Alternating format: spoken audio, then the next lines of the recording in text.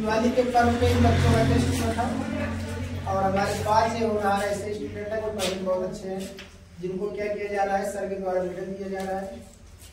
इसके पहले भी हमने क्या किया था, बच्चों का अच्छा परफॉर्मेंस रहा है, प्रदर्शन रहा है, बच्चे 94, 95 नंबर इस तरह से पाए हुए थे। इस बार भी हमारा क्लास 10 के बच्चों से यही उम्मीद है कि इस बार भी अच्छे नंबर क्या करेंगे, पाएंगे। तो आज के दिन हम क्या करते हैं, दिवाली के दिन सर के हाथों से बच्चों को सम्मानित करते हैं। फर्स्ट रैंक के